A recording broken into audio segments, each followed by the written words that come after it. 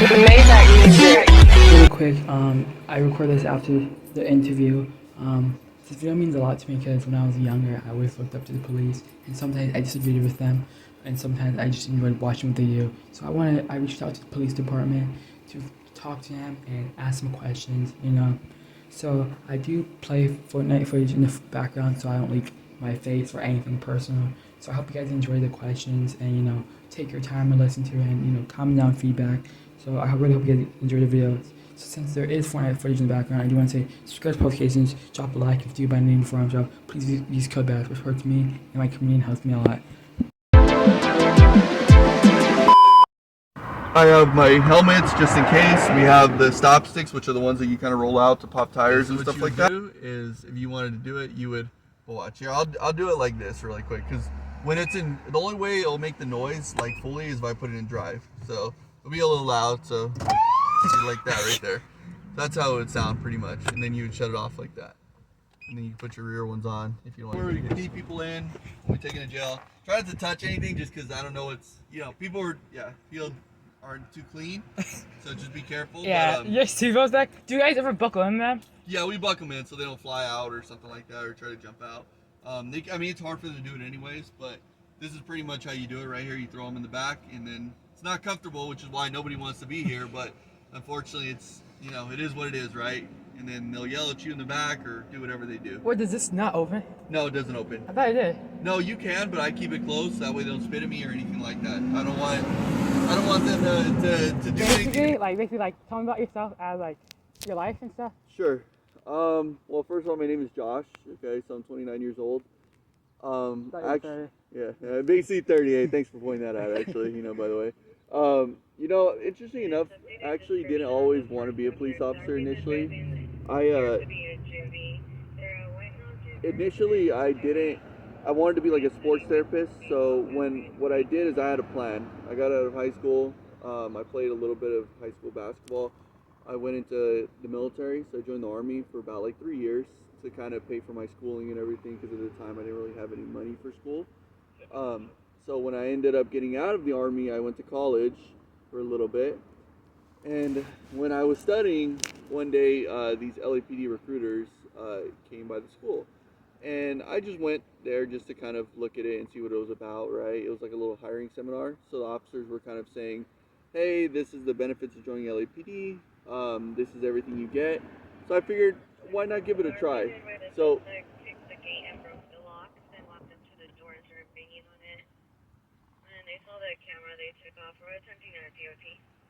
So I ended up going, applying, and then next thing you know, I ended up getting an academy date, pretty much, right? And I've been a police officer ever since. So I started my career off with LAPD first for about 1.5 years, and then I came over afterwards.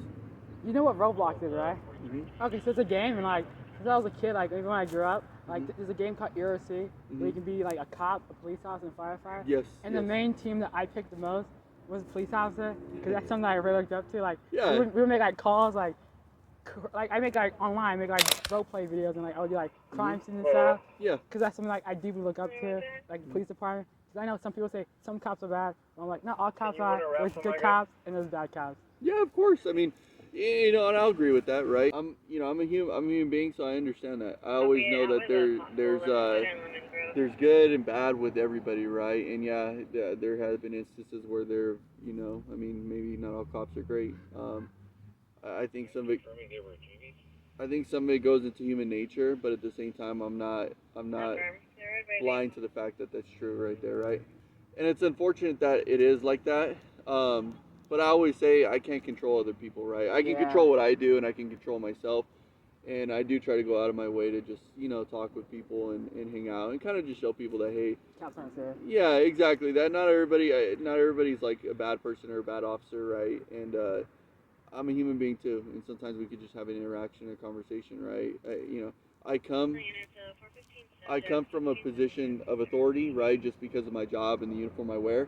But it doesn't make me better than anybody. It doesn't make me better than you, the person riding his bike right there, anybody really, right? We're all the same people. We're all humans existing. So, that's the way I've always looked at the job for the most part. I know, as a cop, it gets stressful. Yeah. And it gets, probably like traumatic. So It like does. basically, how do you really like handle stress as a police officer? Okay, so that's actually a very good question, by the way. That's a good question. So when I first came on the job, um, everything really bothered me and affected me, right? And I think that comes from when you're trying to find your footing as a new officer. You're kind of finding your way on how to do the job. And for me, it was very hard for me to turn it off. And what I mean by that is like I would get off work and I would still be in work mode. I would still have that feeling that I'm a police officer, right? And the stress got to me. It got to the point of where, I mean, you sleep and you're always tired. You're always nervous. You're always hyper vigilant, right? Some of the ways I've learned to kind of cope with that is I learned to, hey, for instance, sports are my outing, right? So playing basketball, or watching football, those things are my stress relievers. Those things are my stress relievers to detach away from the stresses of the job, right? Right. So I do that, and then hanging out with my fiance. I'm engaged, so we. So we. So we do things like hang out. We go to Disneyland a lot. That's one of our other methods. So I find ways to keep myself busy to deal with the stress once I get off.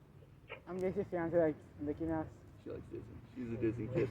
Yeah, she's very much a Disney kid. She loves Disney, actually. I'm a big Lion King guy. Are you really? Yeah. I'm more of a Stitch guy, actually. I like Lilo and Stitch. It's actually one of my favorites. So. Let me get another movie about it. I know. I'm actually excited to watch it. I'm that and Star Wars. Don't get me started with Star Wars. Gotta go on and on.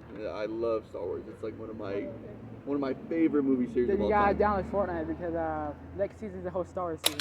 I know. I used to play Fortnite for season 1, 2, 3, I think, and then I stopped playing it for a little bit. But those were my favorite seasons, especially during the COVID time frame and that early time frame. It was the best. Yeah.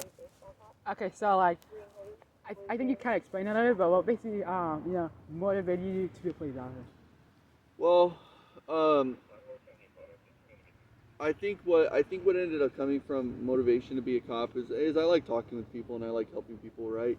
And I know it sounds very cliche and like, hey, that's the usual what every officer says, but I do enjoy my job. It has its bads, like any job does, and it's stressful, but I don't think it's any other job I could sit here and kind of interact with people and meet multiple different people. Like, I mean, when you really think about it, the amount of people I've met, thousands of people, would I have met these people in my regular life Probably if not. I didn't? Probably not, right? And it opens your eyes to a different way of life and a different way of thinking. So, really, just to answer that question, summarize, I like helping people and I like talking with people. So basically, as a cop, a lot of cops have like a lot of responsibility, and like, what are your like understandings and responsibilities as a police officer?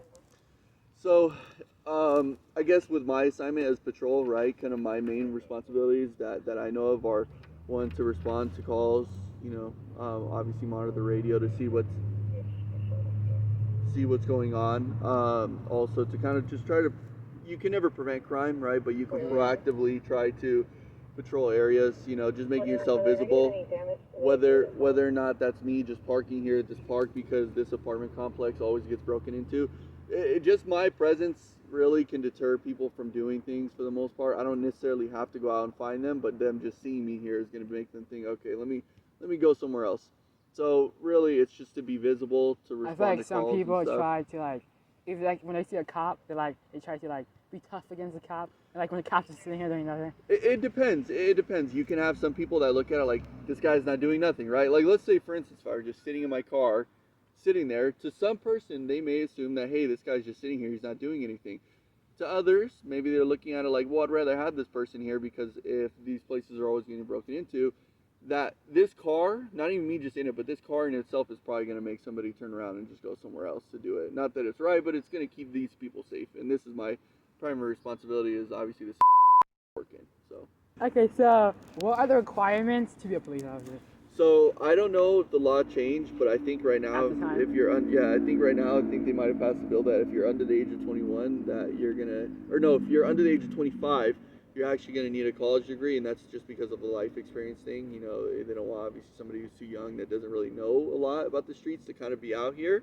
So if you're over the age of 25, the only requirements you really need to do is just have a clean criminal record, meaning that no like prior convictions for like domestic violence or like a felon.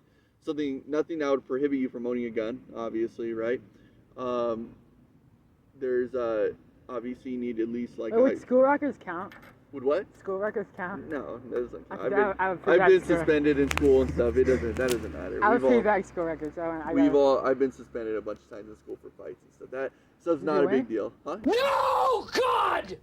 Yeah, it was quite a few times. I fought. I'm not perfect, stuff happens, but that life experience teaches you stuff though. It might give you'll be surprised how that stuff will come back later on to help you. You know what I'm saying? In the future, those interactions where another person might not have had those interactions, you kind of understand it. But yeah, I mean, for the most part, just a clean criminal record, your high school diploma at least. College obviously helps. I only have my associates right now and I have my bachelor's. But yeah, that's really it for the most part right there. And then after that, you just have to get an agency to hire you, and then you have to get through the academy and then field training. Field training is that? Mm-hmm. So once you get through the 6-month academy, the 6-month academy basically like certifies you to say, hey, you can carry a gun, you can be out in public. Once you get into the police department, you have to go through field training. So every agency is different. Some agencies are 6 months, some are 4, where you have to ride with what's called an FTO, which is a field training officer. And basically you have to pass phases. If you're looking like you're not figuring it out, then you can get fired. Yeah, you can get fired. I mean, sometimes if you get declined, can you go back to the job or no? You can. So other people will get fired and they'll go to another agency, and sometimes it works out for them, or sometimes they realize law enforcement isn't for them. The academy is a lot different from once you get onto the field. The academy shows you just a little glimpse of how to do basic police work, but when you really get out into the field, that's when you're going to learn how to do the job, and that's when you'll know, hey, is this the right job for me, or do I want to look somewhere else? So you have to get through that 6-month phase or 4-month phase, depending on the agency, of training out in the field with a training officer before they'll allow you to like ride by yourself and do your own stuff after that. But do you not have a partner? Or? No. So we ride one single man units. Some agencies are different. LAPD rode 2-man, but for the most part, I ride by myself. That seems lonely. Loneliness, I can teach your own, right? Maybe I'm a little bit of an introvert, so I don't mind being in there by myself. But at the same time, I mean, it can get a little lonely, right? But I find ways to stay busy. I'm saying you deal with a lot of kids sometimes. Yeah. So how do you really show especially young kids that you guys aren't scared? Well, I guess it's one of those things where it's a good question, actually. I mean, kids are difficult.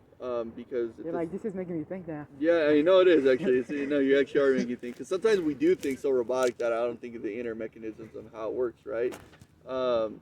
It's a good question. I mean, I guess with kids, they're a little difficult because sometimes what they have a tendency, they look at us like, I don't know, depending on, I'm sure you've seen, Mom, some kids are very defiant. And they talk to us like as if I'm their parent, which maybe until they talk to their parent like, forget you, I'm not talking to you, and then I'm like, well, hold on there, buddy. Like, I'm not your parent, and you're going to if I'm telling you to sit down, you're going to sit down on the sidewalk right now. And sometimes it's happened where they're in the hard way, where they're like, forget you. Okay, then we got to do what we got to do, right, to get you to sit down. I'm not your dad. I'm not going to sit there and just watch you do this, but obviously I have to do my job, right? And it helps them learn. I actually had one kid where we got into a fight with him because he threw a rock at us and didn't want to stop. Did the rock hurt? Oh, no, he missed. He broke my windshield, actually. It was in the same park. He was, like, right here, actually. He broke the windshield. He learned his lesson, though. I mean, right? Because now he doesn't do it anymore. Because now he's like, oh, my God, I didn't know you guys were actually going to fight with me, Believe it or not, some people are very surprised that when they do something to us or they swing at us, they get surprised when we fight them back. As if, we're supposed to sit there and just get beat up or something like that. But this is a happy question that you can probably answer. What is the best moment of being a cop? My best moment of being a cop was actually, I helped this Vietnam vet. He was actually going through a mental health crisis, and I'm a veteran too myself, so I can kind of relate to. Oh yeah, you're in the military. Yeah, I can kind of relate to them, and he was going through a mental health crisis. He's been dealing with PTSD and all the traumas from being a combat veteran in Vietnam, as you can imagine. That's probably very traumatizing. And he was an older guy, so he had no idea that he can get assistance or claim VA benefits or anything like that. I ended up helping him out. I took him to the Veterans Affairs office, and he definitely got the help he needed. And later on, he thanked me because he told me that I probably changed his life. Like, he probably would have been gone if it wasn't for me doing that for him. and that's one of my happier moments right there. Is if I could just change somebody's life or change somebody's outlook or help somebody, that's all you care about. That's all I care about, right? Like I don't care. Those are the things I joined the job for, right? Is to help people, like to Isn't help. like the code like protect, serve, and something? Yeah, well, I mean, ours is proud to serve, but it all goes in the same thing. It all falls in the same spectrum that we're all trying to change somebody for the good, and that's the way I look at it. I want to do the best job I can, and I'll do what I can to do that, you know. So I've been hearing your radio a lot. So like, why do you use code words, and what are some of the code words? So the reason why we use code words is because sometimes, I mean, our channel is encrypted, so it's a little different, but it's to help lessen the chatter on the radio. Like for instance, if I said, hey, there's like a bunch of people breaking into a house, they're jumping the door, doing all this, like it takes up the radio channel. It's basically like having a conversation. It prevents us from sitting here having a whole conversation when I can limit it. Hey, I'm en route to a burglary, which is called a 459. That's the penal code for burglary in California. 459. Mm-hmm. So it's 459, and I'm en route to a 459. I have 4 suspects running southbound from the location. Can you set up a perimeter? Versus, I'm en route to a burglary. I have a bunch of people running out the back window. I think they jumped the rear window. Like it summarizes it. That's the reason we use code. Doesn't 10-4 like copy that? 10-4 means you acknowledge it. Yeah. Biggest arrest you ever made? Hardest arrest I ever made would probably be the child. Okay, so the child abuse ones. I've had people that were, you know, and stuff like that, and it's hard because I arrest whether or not it's the dad or the mom. Some people are innocent, some people aren't. Yeah, and it sucks because not only did I change this child's life, but it sucks for the child. Damage them too. It sucks too for the child because now they have to, and even though the parent is bad, right? Obviously they did that stuff to them. They have to live without that parent, and I always fear for like how their life is going to go later on, and I hope everything goes good for them. So those are the hardest arrests I make because I don't know what the outcome will be later on for that person.